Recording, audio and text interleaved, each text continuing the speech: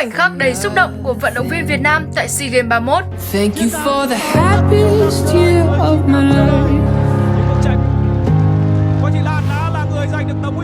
Thank you for the happiest year of my life. Một kỷ lục SEAGame mới, 2 kỷ lục SEAGame.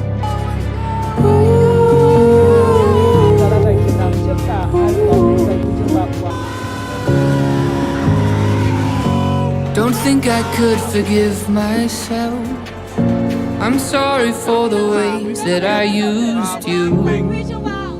Ba vận động viên của chúng ta đã giành huy chương vàng.